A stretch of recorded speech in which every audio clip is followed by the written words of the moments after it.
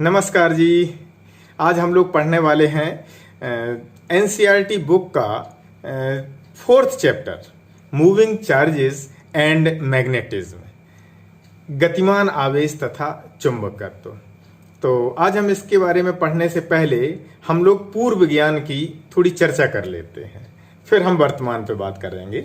तो पूर्व ज्ञान हम लोगों का क्या है कि जैसे कोई एक ये मास है, ठीक है, और दूसरा कोई इसके समीप मास रखा है, या समीप का हमने इसलिए उदाहरण लिया है कि जैसे ये पेन है और ये अर्थ है, इसका अपना मास है, तो हम इसको जब छोड़ देते हैं तो ये कहाँ आ जाता है, पृथ्वी पे आ जाता है। इसलिए हमने समीप शब्द जोड़ा है। नहीं तो कोई वस्तु, दो वस्तुएं हो, कितनी भी दूरी पर रखी हो, लेकिन वो एक दूसरे पर अपना ग्रेविटेशनल फोर्स लगाती हैं।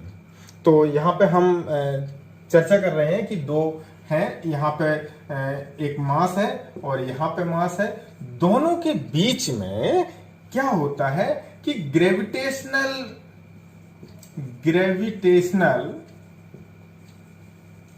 फील्ड लाइन बनती हैं, और उन फील्ड लाइन की वजह से क्या उत्पन्न होता है, ग्रेविटेशनल फोर्स, जिसको हम कहते हैं गुरुत्वाकर्षण बल।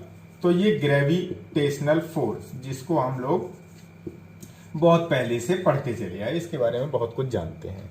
अब बात करते हैं हम कि अगर दो चार्ज हैं, एक यहां पे चार्ज है और एक यहां पे चार्ज है, इन दोनों के बीच में क्या होता है, यहां पर इलेक्ट्रिक फील्ड लाइंस बनती हैं, और इन इलेक्ट्रिक फील्ड जो कि ये अट्रैक्टिव एंड रिपल्सिव दोनों प्रकार की हो सकती हैं, होती हैं। तो इस प्रकार से यहां पर कौन सा फोर्स काम करता है, इलेक्ट्रिक फोर्स, जिसके बारे में हम लोगों ने शुरू में ही पढ़ा है, इलेक्ट्रिक फोर्स। बहुत सही।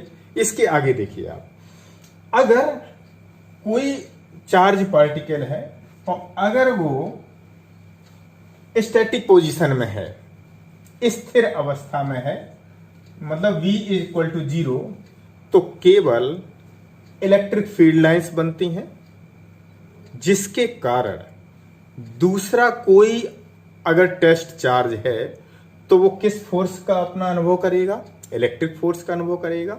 ठीक है, अगर चार्ज मूविंग है, मान लो v वेलोसिटी से ये मूव कर रहा है, तो हमने इससे पहले चैप्टर में पढ़ा है कि मूविंग चार्ज जो है वो इलेक्ट्रिक करंट जनरेट करता है। ठीक है, तो हमने मान लिया कि यहां से वैद्युत धारा बनती है।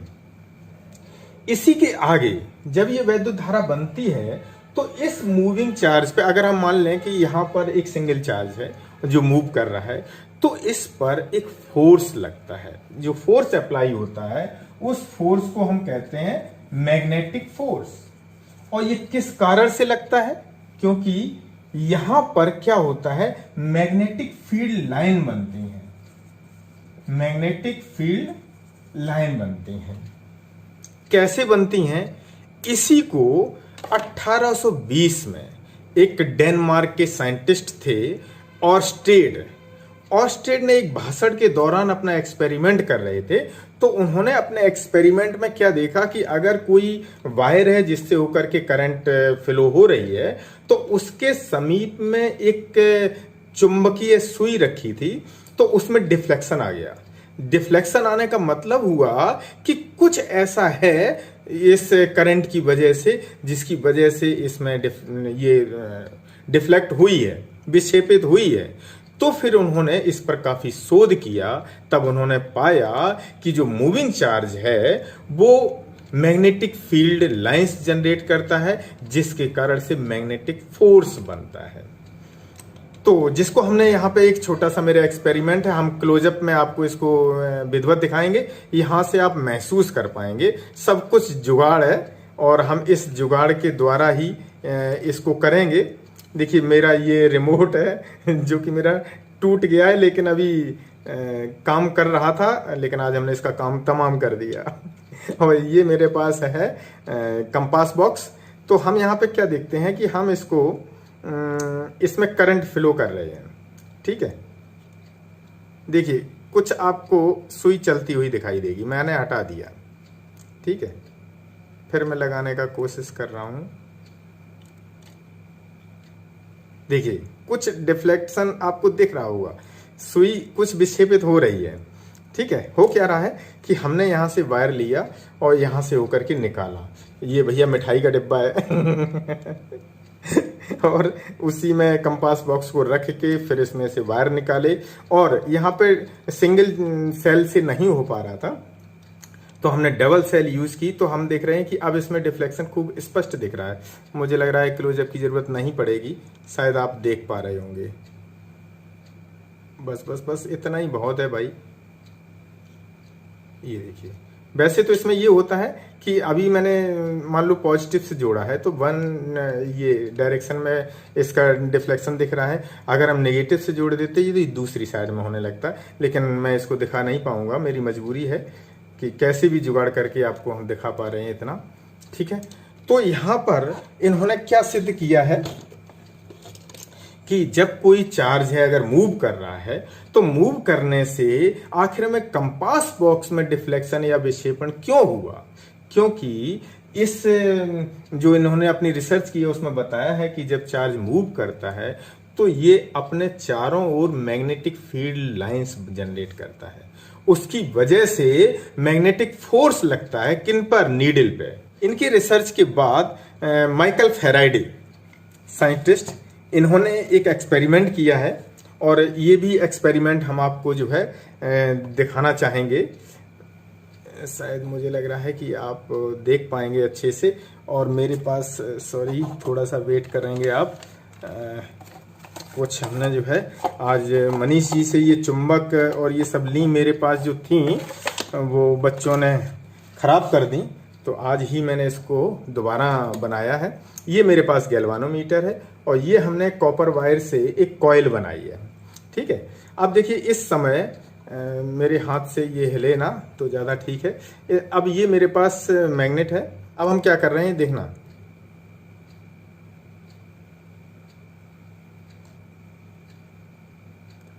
आप डिफ्लेक्शन स्पष्ट देख रहे होंगे, हाथ के हिलने से नहीं है बल्कि ये मैग्नेट, ये देखिए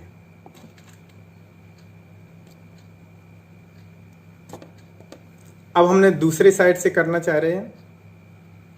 ये देखो, तो यहां पे क्या है कि ये मैग्नेट है तो मैग्नेटिक फील्ड लाइन यहां से निकलेंगी, और ये जब निकल के जब यहाँ पे पहुंचती हैं तो यहाँ पे क्या हो रहा है, जब इतनी दूरी पे है तो इसका मैग्नेटिक फ्लक्स अलग है, जैसे ही पास आता है तो फ्लक्स बढ़ रहा है। तो लगातार इसको जब हम अंदर बाहर कर रहे हैं तो क्या हो रहा है, फ्लक्स लाइन जो मैग्नेटिक फ्लक्स है चेंज हो रहा है। तो चुंबकीय क्षेत्र में परिवर्तन होने से क्या हो रहा है कि गैल्वानोमीटर में डिफ्लेक्शन हो रहा है, और डिफ्लेक्शन कब आएगा, जब इसमें धारा बहेगी। तो इसका मतलब है कि अगर हम चुंबकीय क्षेत्र में परिवर्तन करते हैं तो वैद्युत धारा उत्पन्न होती है। तो हम यहाँ पे अब दोनों का, अब हम ऑर्स्टेड के एक्सपेरिमेंट को समझ चुके हैं। ऑर्स्टेड ने क्या कहा है कि जो आवेश है, आवेश गतिमान है, इसका मतलब धारा, तो धारा के द्वारा क्या उत्पन्न होता है, चुंबकीय क्षेत्र। और फेराडे ने क्या कहा है, फेराडे ने कहा है कि चुंबकीय क्षेत्र के कारण क्या उत्पन्न होता है, धारा। और धारा का मतलब आवेश का प्रभाव, आवेश मीन्स है इलेक्ट्रिक फील्ड। तो इसका मतलब इलेक्ट्रिक फील्ड मैग्नेटिक फील्ड को जनरेट कर सकता है, मैग्नेटिक फील्ड इलेक्ट्रिक फील्ड को जनरेट कर सकता है। बस यहीं से दोनों में, जो पहले दोनों अलग अलग ब्रांचेस मानी जाती थी, यहीं से दोनों का एकीकरण हुआ, और उस एकीकरण की वजह से फिजिक्स की नई एक ब्रांच बनी जिसका नाम रखा गया इलेक्ट्रोमैग्नेटिज्म, वैद्युत चुंबकत्व, जिसके बारे में अब हम पढ़ने जा रहे हैं। अब हम पढ़ने वाले हैं चुंबकीय क्षेत्र में गतिमान आवेश पर बल। कौन सा बल लगता है, चुंबकीय बल। अगर मान लो कि यहां पर कोई आवेश है, प्लस क्यू चार्ज है, और ये प्लस क्यू चार्ज v वेग से गतिमान है इस डायरेक्शन में, और जो चुंबकीय क्षेत्र है वो चुंबकीय क्षेत्र b इसके ठीक लंबवत है। इस स्थिति में जो इस पर लगने वाला बल है F बराबर है QVB। अब यदि ये प्लस क्यू आवेश इस दिशा के बजाय चुंबकीय क्षेत्र से थीटा कोण पर अगर गति कर रहा है, चुंबकीय क्षेत्र से थीटा कोण पर गति कर रहा है v वेग से, तो उस स्थिति में इस वेग v का दो घटक होगा, एक क्षैतिज घटक, ऊर्ध्वाधर घटक। तो जो क्षैतिज घटक होगा वो तो हो जाएगा v cos थीटा, जिसको हमने vx बराबर लिख दिया, और यहां पे लिख दिया vy बराबर v sin थीटा। हमने एक ही चित्र में दोनों को प्रदर्शित कर दिया। तो ऐसी स्थिति में यदि चुंबकीय क्षेत्र, यदि कण थीटा कोण पर प्रवेश करता है तो F बराबर क्या होगा, क्यू बी और इंटू वी साइन थीटा, क्योंकि हम ऊर्ध्व घटक लेंगे। तो ये हो गया Q V B sine theta F बराबर, इसको हम एफ एम या एफ बी कहते हैं, लिखते हैं। तो हमने एक ये लिख दिया सूत्र, एक आपका ये सूत्र लिख दिया। इसी को अगर हम सदिश रूप में लिखें तो सदिश रूप में हो जाएगा F बराबर क्यू वी क्रॉस बी। ये आप इस चुंबकीय बल का सदिश रूप है। अब अगर हम इस चुंबकीय बल के सदिश रूप की अगर हम डायरेक्शन पता करें तो इनके दो नियम हैं। एक है दाएं हाथ का पैंच का नियम, जिसे हम राइट हैंड स्क्रू रूल कहते हैं। तो देखिए मेरे पास क्या है, मेरे पास एक स्क्रू है, ठीक है, और ये मेरे पास पैंच है। आप इसको ऐसे समझ लें, ये मेरे पास पैंच है और इस पैंच को हमें कसना है। जब पैंच को हम कसते हैं तो ये देखिए v की डायरेक्शन आपको ये दे रखी है। ये v मतलब वेग है, आवेश का जो वेग है ये दिया है, ये चुंबकीय क्षेत्र की दिशा दी गई है। अब अगर इस पैंच को हम कसते हैं तो v क्रॉस v, ये v और b को समझें, v वेग वाली v जो है, जब v ऐसे चलेगी तो v क्रॉस v, और जब ये ऐसे इधर से चलेगी तो सुई की नोक कैसे होगी, आगे बढ़ेगी। तो सुई के नोक की दिशा जो होती है वो चुंबकीय बल की दिशा होती है, जो कि इन दोनों के परस्पर लंबवत होती है। तो ये तो हो गया आपका राइट हैंड स्क्रू रूल।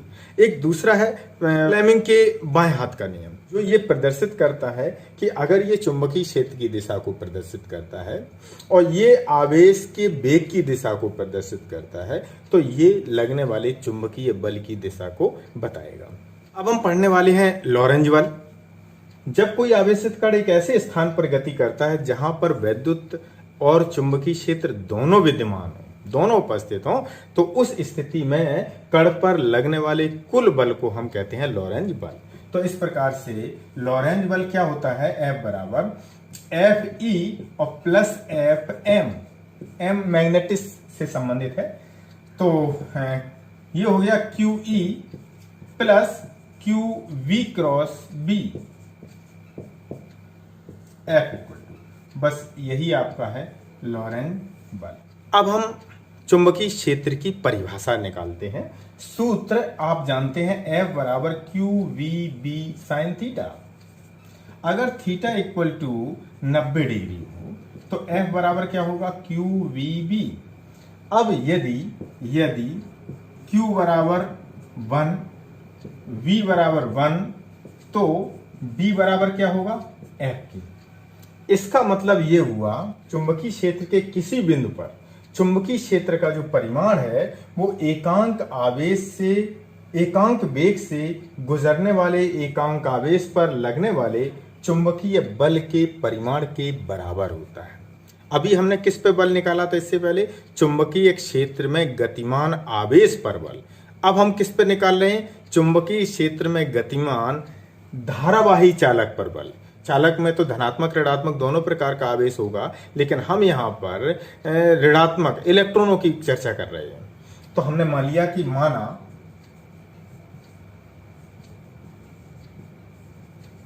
तथा एक क्षेत्रफल के चालक में गतिमान वाहक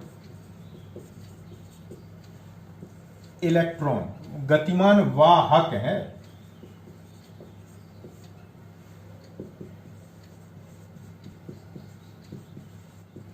तब माना, हमने मान ली कि स्मॉल n मुक्त इलेक्ट्रॉनों की संख्या, तो Al आयतन में मुक्त इलेक्ट्रॉनों की संख्या कितनी हो जाएगी? NaL। ठीक है, तो इतने पूरे आयतन में इतने इलेक्ट्रॉन हैं और एक इलेक्ट्रॉन पर आवेश अगर स्मॉल e है तो कुल आवेश कितना हो जाएगा? कुल आवेश Q बराबर Ne से Q बराबर NaL इंटू E, ये इतना कुल आवेश हो गया। अब इन पर लगने वाला बल, तो इन इलेक्ट्रॉनों पर बल F बराबर आप जानते हैं QVB से F बराबर QVD इंटू V। अब यहां पे हम सब वैल्यू रख दें, तो F बराबर Q की जगह पे NaLE और VD की जगह पे VD और इंटू B। अब आप जानते हैं NeAVD, ये हमने एक सूत्र पढ़ा है, क्या पढ़ा है? I into L into B, ये हो गया। एक सूत्र आपने पढ़ा है कि NeAVD इक्वल टू I, धारा अनुगमन वेग में संबंध का सूत्र, तो हमने वो यहां पर रख दिया। तो F बराबर ILB। अब इसको अगर हम सदिश रूप में लिखें, अगर हम इसको सदिश रूप में लिखें तो F बराबर हो जाए IL क्रॉस B, और यहां पे हमने L पर तीर का निशान लगा दिया। सदिश। अब बताओ, लंबाई सदिश होती है? अभी तक हम पढ़ते आए नहीं होती है, लेकिन यहां पर हमने लंबाई को सदिश रूप में माना।